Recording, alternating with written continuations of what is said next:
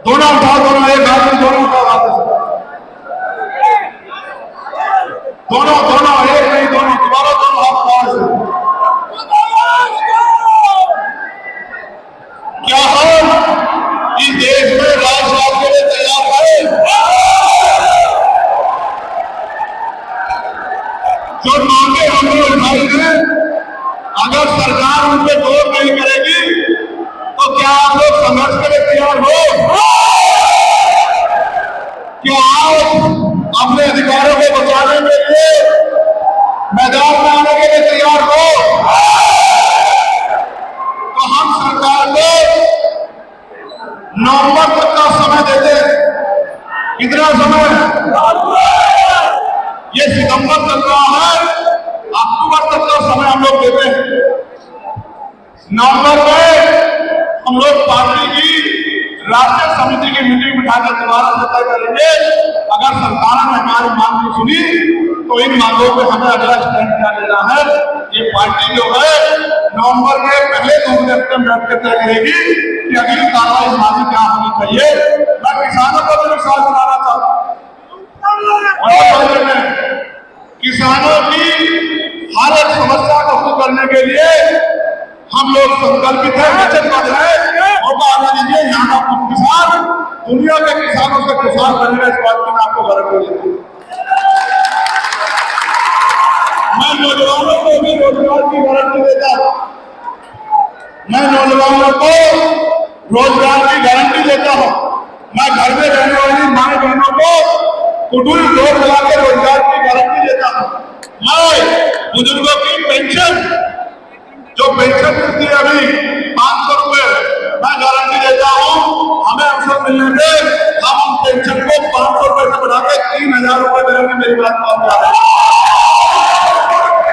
मैं गारंटी देता हूँ आशा आंगनबाड़ी बहनों को, भोजन दाता को, सहायिकाओं को उनका वेतन कम से कम 20,000 रुपए करेगा आने वाले समय। मैं जो हमारे पुराने कर्मचारी जिन्होंने सेवा की है देश की, उनकी पुरानी पेंशन का भी आप लोगों से वादा करता हूं कि उनको उनकी पुरानी पेंशन भी हम लोग ओपीएस ओल्ड पेंशन स्कीम को पूरे लागू बनाएंगे। इस बात का मैं आप लोगों से वादा करता हूं।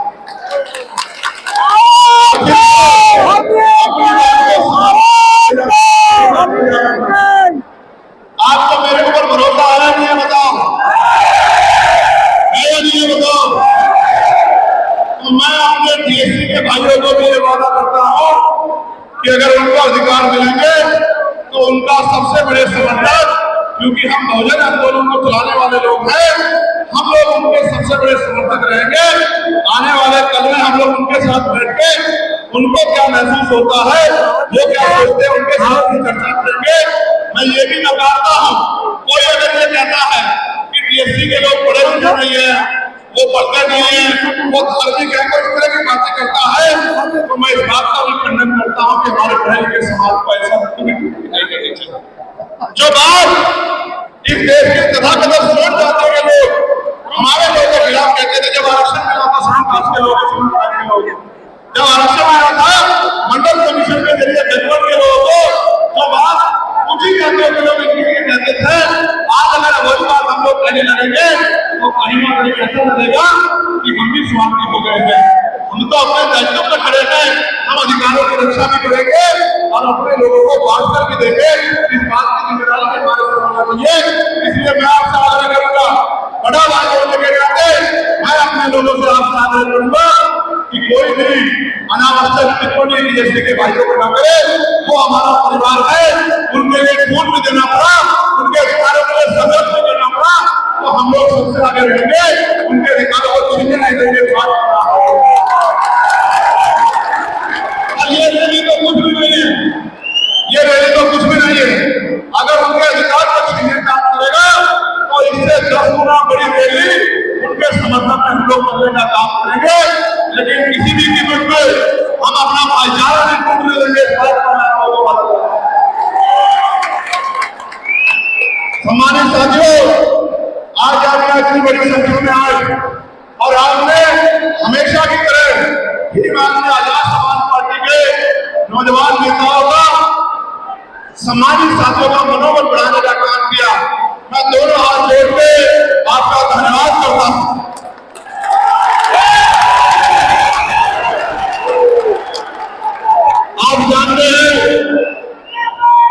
मेरे पिताजी प्राइमरी स्कूल में हेडमास्टर थे।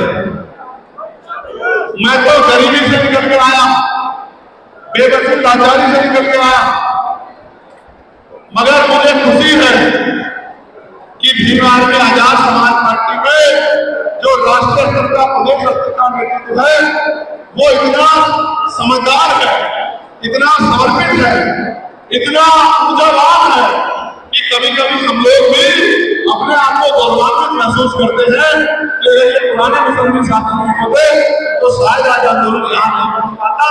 नौजवानों का अनुभव, नौजवानों की ऊर्जा, जुनून और सीनियर साथियों के अनुभव ने आज देखिए 4 साल पूरे भारत में भीम आर्मी आजाद समाज पार्टी का डंका बजाकर रखने एक छोटी बात नहीं।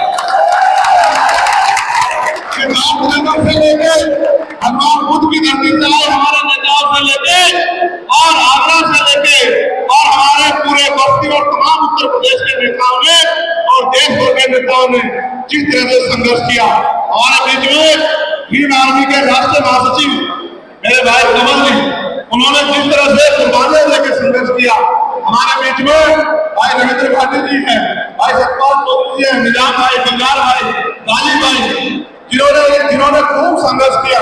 हमारे बीच में हमारे सत्येंद्र अशोक जी, हमारे गुरु जी तेगवाल जी, अश्वनी जी, गोपालिया जी, हमारे डॉक्टर बंपाल जी, हमारे बहन जी, हमारे उपासक जी, महेंद्र सिंह जी, तोमर साहब, किशोर जी, मोहनलाल जी, हमारे जो नागपुर विधायक जी, हमारे आदित्य साहब, दौड़ साहब, जिस तरह से हमारे एक्स जो है हमारे प्रमुख सचिव साहब जी, हमारे तमाम साथियों ने जिस तरह से संघर्ष किया है वो योगदान, हमारे आगे जिस तरह का योगदान उन्होंने दिया है वो अतुल्य है।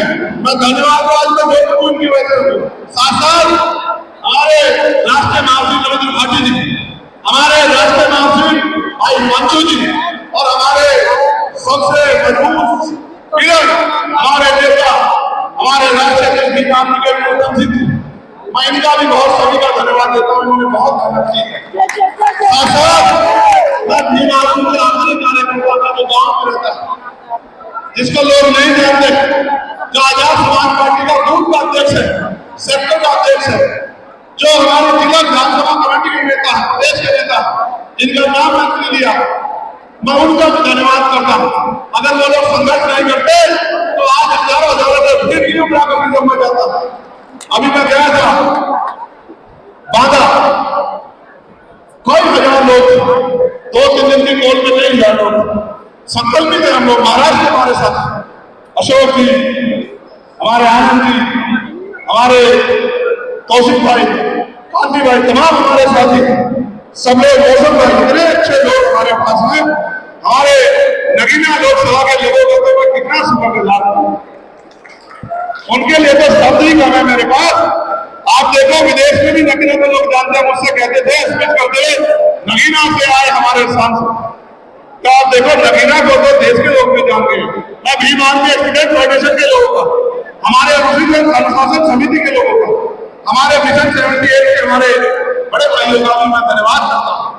मैं धन्यवाद करता हूँ उस आखिरी कार्यकर्ता का भी जिसका योगदान किसान मोर्चा के साथियों को, हमारे मेरे साथ के पढ़ाए हुए मेरे सीनियर साथियों का भी मैं धन्यवाद करता हूँ। हमारे पीछे जो है बरेली वाले जो साथी बैठे उनका भी मैं धन्यवाद करता हूँ। मैं आप सबका धन्यवाद करता हूँ, आपसे उम्मीद करता हूँ अनिकेत और तमाम साथी कि आपका ये प्यार सहयोग बना रहा तो 10 साल आज ये नगीना के लोग उधर भी खड़े, 10 साल में वो दिन आएगा कि आजाद समाज पार्टी के मेंबर ऑफ पार्लियामेंट की संख्या 100 से ज्यादा पार्लियामेंट में होगी। मेरी बात